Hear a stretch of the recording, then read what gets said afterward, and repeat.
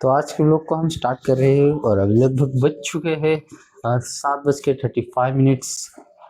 हाँ, आपको टाइम दिखा देता हूँ। 7:35 से 40 मिनट्स के आसपास हो चुके हैं। तो अभी 20 मिनट में हमें कॉलेज में पहुँचना पड़ेगा। तो उसके पहले कल जो 10वीं वालों की एग्ज़ाम थी और आज देखते हैं आज क्या स्पेशल हो पाता है। तो ठीक है, आज के व्लॉग में बने रहो और कॉलेज लाइफ देखो कि आज लेक्चर होता है कि नहीं हमारा। वैसे कल तो नहीं हुआ था क्योंकि कल स्टूडेंट नहीं आए थे। तो मेरी बिल्ली रानी को मैंने बाहर निकाल दिया है। अभी जाएंगे हम इसरवाड़ी में। ये है प्यारी सी कॉफी।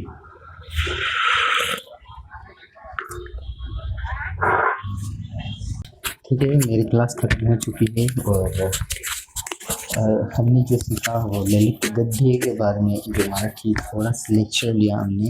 मतलब 40 मिनट्स का लेक्चर खत्म हो चुका है। अभी मैं क्लासरूम में बैठ चुका हूँ।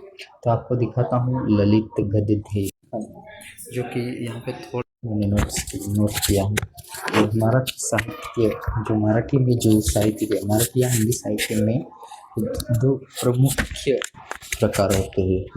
एक होता है ललित और दूसरा होता है माहिती पर ऐसा कुछ नाम है।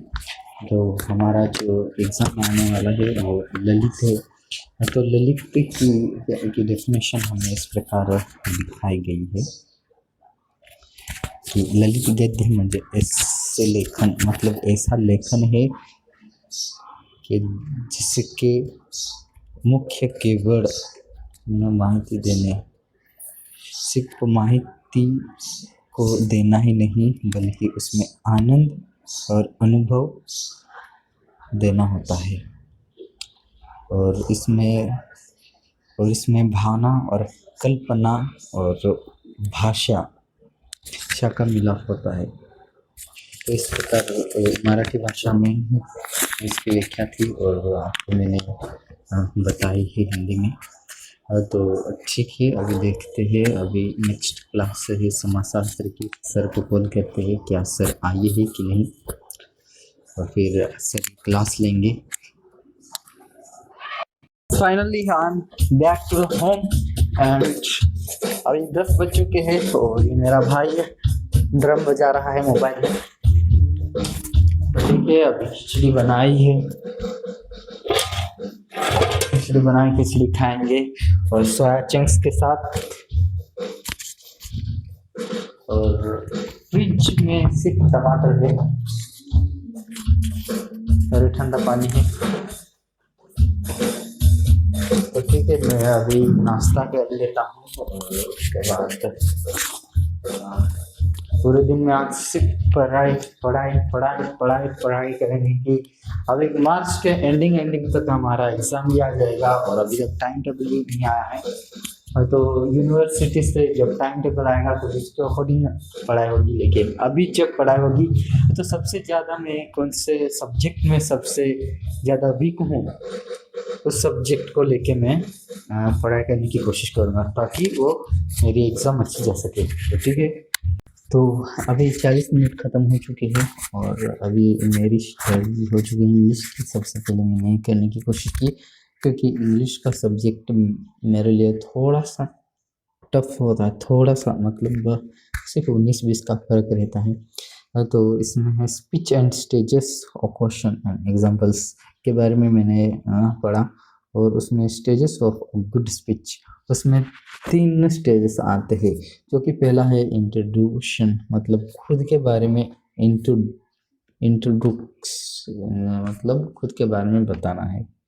और दूसरा स्टेज है content of body of speeches, मतलब जब हम स्पीच कर रहे हैं तो हमारे बॉडी लैंग्वेज के अनुसार हम स्पीच करें।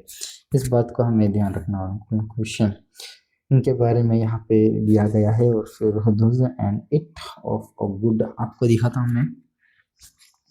यहाँ से मैंने स्टार्ट किया या आज की तारीख में आपको दिखाता हूँ 5 से लेकर speech of stage question example. और ये जो 3 स्टेजेस होते हैं इनके बारे में मैंने पढ़ा। और फिर dos and its of good speech question.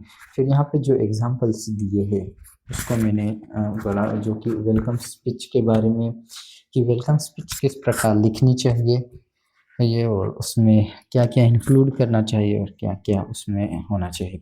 फिर उसके बाद है प्रोफेसिंग वर्ड ऑफ थैंक्स के स्पीच के बारे में, कि हर किसी को उसको प्रोफेशन के अकॉर्डिंग वर्क देना चाहिए। फिर उसके बाद मैंने पढ़ा कि डायलॉग स्किल्स।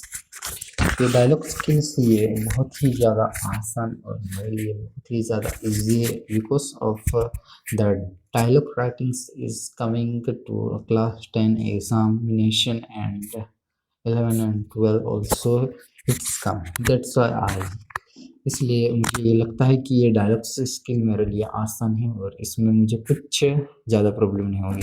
फिर essential element of dialogue skill के बारे में यहाँ पे दिया गया है। और फिर यहाँ पर कुछ एग्जांपल्स मैंने पढ़े डायलॉग राइटिंग के, जो कि डायलॉग का as between housewife and farewell. ये फेयरवेल का मतलब है जो जो फल बेचते हैं। फल्स मीन्स केला का फल हो सकता है, एप्पल हो सकते हैं, लेकिन यहाँ पे वर्णन था एप्पल का।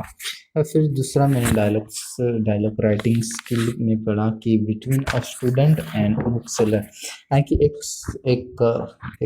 एक स्टूडेंट बुक सेलर से किस प्रकार वो बुक लेता है, खरीदता है, कितने की कॉस्ट उसको आती है, उसके बारे में था। और फिर ये है dialogue on the admission window in a college. मतलब यहाँ पे वे एक स्टूडेंट होता है जो अपने स्कूल में एडमिशन लेने के लिए जाता है, वो भी साइंस में। तो वो एडमिशन किस प्रकार लेता है उसके बारे में था। और उसके बाद जो कि ये इसको यहाँ पर दिखाता हूँ, group discussion, group dynamic purpose and tip of preparation. Okay, ठीक है। तो अब इसके बारे में हम पढ़ रहे हैं, तो इसके बारे में हम कल पढ़ेंगे, क्योंकि एग्ज़ाम बहुत ही जल्दी आ जाएगी, तो सब सब्जेक्ट को साथ में लेके जाना पड़ेगा। ये एक ही सब्जेक्ट के पीछे अपना पूरा टाइम वेस्ट कभी भी नहीं करना चाहिए, हर एक सब्जेक्ट को साथ में लेके जाना चाहिए। हाँ, तो ठीक है, अभी अभी लगभग और एक बार 10 मिनट थोड़ा सा रेस्ट लेंगे, आराम करेंगे, और उसके बाद अपना जो कि ये सबसे ज़्यादा टफ इंग्लिश का मुझे लगता है, और उसके बाद जो है इकोनॉमिक्स का, जो कि भारत देश में जो इकोनॉमिक्स है उसके बारे में है, तो उसके बारे में स्टडी करेंगे। तो अब तक के लिए and then I completed economics class. तो 40 मिनट कंप्लीट हो चुके हैं, और जो 40 मिनट में मैंने पढ़ा वस्तु और सेवा का कर के बारे में, कर मतलब टैक्स, जो कि इंग्लिश में कहे जाते हैं जीएसटी, का मतलब है good service, good and service tax, ऐसा कुछ नाम है, गुड एंड सर्विस टैक्स, बराबर। हाँ, तो इसके बारे में अगर हम देखेंगे तो ये जो आपको दिखाता हूँ मैं थोड़ा सा, कि 1 जुलाई और 2027 को ये लागू किया गया था भारत देश के अंदर में जीएसटी, जो कि उसका फुल फॉर्म है गुड एंड सर्विस टैक्स। तो उसमें हमने उसके इम्पोर्टेंस पढ़ी, इसका क्या महत्व है। पहला है मानवीय गर्दन पुरवठा, मतलब जो मनुष्य की जो गर्जा है उसे पूरा करने का काम जीएसटी करता है गवर्नमेंट की ओर से। फिर उसमें आर्थिक विकास होता है, देश का विकास होता है। फिर उसमें लोगों को रोजगार निर्मित मिलती है, लोगों को रोजगार मिलता है, ताकि जितने लोग टैक्स देंगे, जितने लोग जीएसटी पे करेंगे, उनके द्वारा भारत देश में रोजगार मिलेगा, ऐसा इस प्रकार से वर्णन किया है। और फिर लोगों की जो जीने की पद्धति है उसमें उसको सुधारना मिली है। और जो जागतिक व्यापार, जो पूरे जग के अंदर में जो व्यापार, जो भारत देश के अंदर में जो व्यापार है वो अगर सारे लोग अगर जीएसटी पे करते हैं, तो अपना भारत देश एक विकसित देश बन सकता है। और फिर उसके बाद हमने देखा कि वित्तीय आयोग के बारे में। वित्तीय आयोग मतलब फाइनेंशियल कमीशन, जो कि आपको दिखाता हूँ मैं, जो कि जो राज्य घटना है उसके द्वारा जो नकार, उसके मतलब इसमें कहा गया है भारतीय राज्य घटना मतलब राज्य घटना के द्वारा जो कहा गया है वो वित्तीय आयोग्य घटनात्मक संस्था है। क्या है वो? घटनात्मक संस्था। फिर उसके बाद उसमें केंद्र और राज्य सरकार दोनों आते हैं फाइनेंशियल कमीशन में। और जो ये सब आर्थिक विकास मतलब आर्थिक जो कि इकोनॉमिक्स के संबंधित है। हाँ, तो यहाँ पे मैंने जो 4 पॉइंट्स इम्पोर्टेंट लिखे हैं, इस 4 पॉइंट को अगर कोई समझ जाएगा तो उससे पता चल जाएगा फाइनेंशियल कमीशन क्या है। तो ठीक है, उसके बाद हमने देखा उसके क्या कैरेक्टराइजेस थे, मतलब financial commission what is characterisation. तो उसके 5 हमने लिखा है कि घटनात्मक संस्था मतलब एक ऐसी संस्था जो हर 5 साल के अंदर में जो राष्ट्रपति द्वारा नियुक्त की जाती है वो उनको संभालते हैं। फिर कट कर हुआ अच्छी सिफारिश, ठीक है। फिर अनुदान तत्व निरीक्षण करने, मतलब जो अनुदान है उसको वो निश्चित करते हैं। स्थानिक स्वराज्य संस्थान जो श्रमिककरण ऐसा कुछ है। फिर निम्न न्यायालय दर्जा। फिर उसके बाद हमने उसके कुछ कार्य देखे कि वो वित्तीय आयोग के क्या कार्य है, मतलब फाइनेंशियल कमीशन के क्या काम है। और जो कराचा वाटअप, मतलब जो गवर्नमेंट को जो टैक्स देते हैं उसमें जो वाटअप होता है वो 2 प्रकार से होते हैं। पहले है उभय वाटअप, दूसरे है आड़वा वाटअप। जो उभय मतलब सीधे और आगे मतलब हॉरिजॉन्टल, ठीक है। जो समझने वाले हैं वो समझ जाते हैं। फिर सहायक अनुदान, फिर इसके कार्य है फिर स्थानिक राज्य स्वराज्य की संस्था निधि। फिर राष्ट्रपति कार्य। तो